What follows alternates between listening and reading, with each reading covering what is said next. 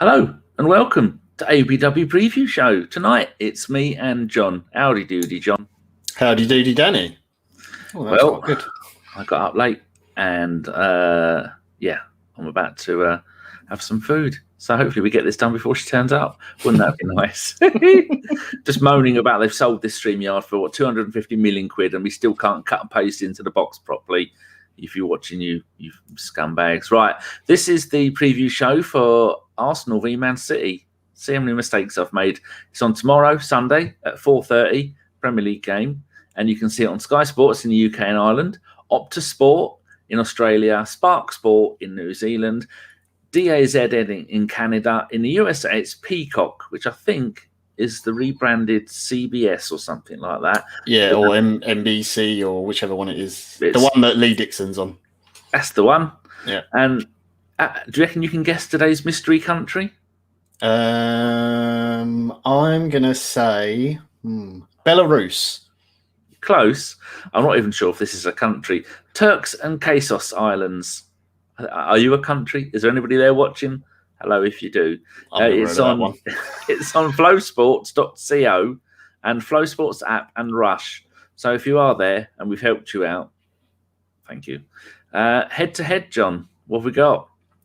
So we have played Man City 202 times, which seems ridiculous, but there you go. We've won 98, drawn 45, and lost 59. Our recent record isn't as good, obviously, but historically, they're a team we beat. Things might be a little bit different now. I don't think we're ever going to get 98 wins against them ever again because the tables have turned. The days of Paul Dickov scoring for them in the third tier playoff to get promoted, they're long gone. But current form and league position, this is scary.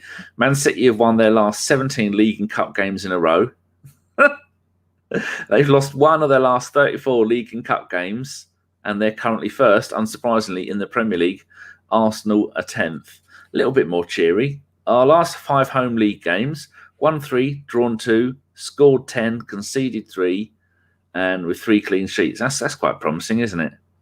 Yeah, I think defensively we've been a lot better, but this is easily the hardest test we've had this season. Just because Man City at the moment are just playing, what's one of those horrible cliches? Liquid football. That's what they're playing, Danny. Liquid football. And they don't even use a striker, do they?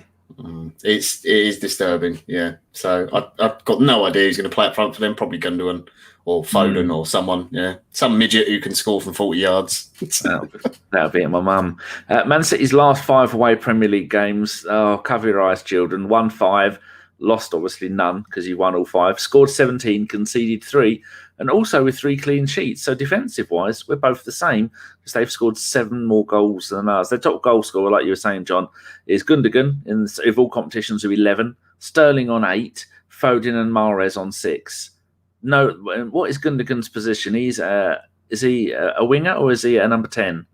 No, I mean, he's normally always played as an 8. But now he just, I don't know, he seems to be just playing with a bit more freedom and further forward and breaking into the box and scoring from everywhere. And his first touch is perfect again. I mean, he's been there a long time and was always a second string player, but now he's on the team sheet every week. So. Yeah, it is a bit worrying. When I put the head-to-head, I forgot to put in our little chat box our last Premier League games against Man City. So I pretend that I put it in there. But last season, 15th of December 2019, lost 3-0. Season before that, 12th of August 2018. Remember them days, John, we could just go out and do what you want. We missed them. Lost 2-0. And the season before that, at home in the Premier League, 17-18. On the 1st of March 2018, we lost 3-0. But if you go a little bit further back, our first ever game against them, 11th of November 1893, Woolwich Arsenal 1, Ardwick 0. Does that last one give you some hope? If we could get a time machine or resurrect the players for each team for the game, then maybe there might be a bit of hope. I'm not counting on a lot for tomorrow. No, it's best not. All right, I've asked you to do your best 11 or your starting 11 for this. So there you go. Talk us through your starting 11 and why you've picked whoever. You obviously take them quite seriously. Yes, obviously. So seriously, we can't even have a picture of Aubameyang. It won't allow it. I know. Well, obviously, Partey would be in the midfield alongside Xhaka, but I don't think he's going to be back for the game yet. I think he's only just come back to training, hasn't he?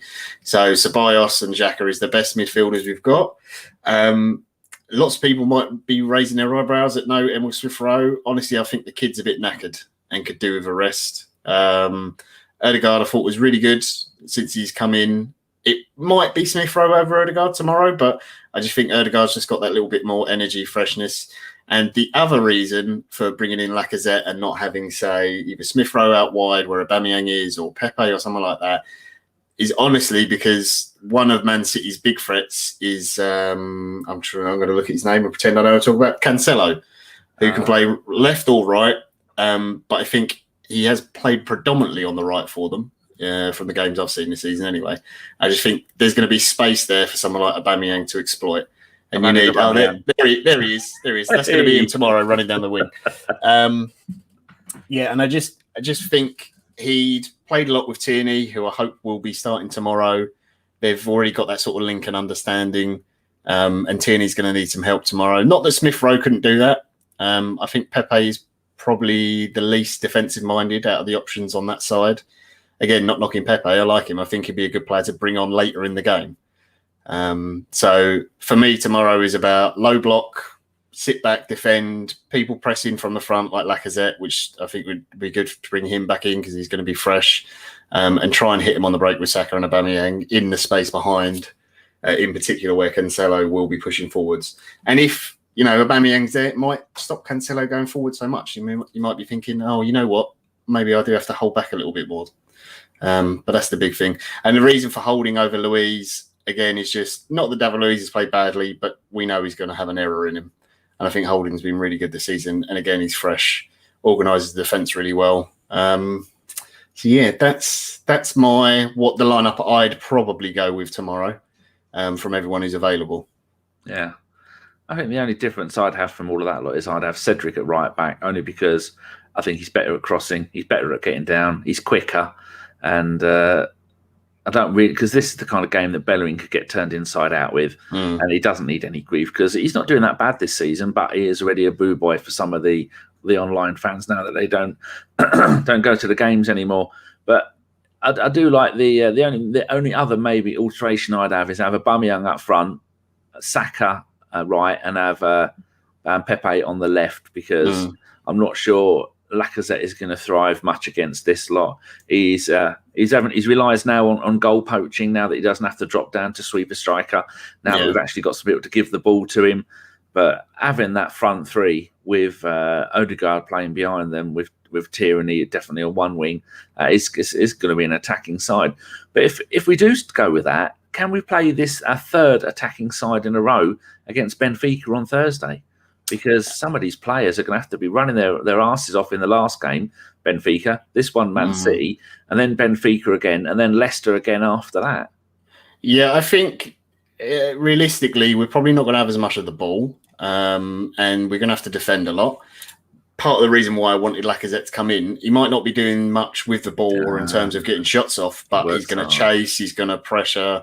And then as the game goes on, you can bring on someone like Pepe, maybe you move Aubameyang up front, you could bring on Smith-Rowe. If we're like level score or it's 0-0 or something, if Ceballos is getting a bit tired because he's played really well, but he does tend to run a lot and does knacker himself out, you can bring in El Nene, not the most exciting player, but he will do a job and he'll sit and he'll cover and won't go too far forwards.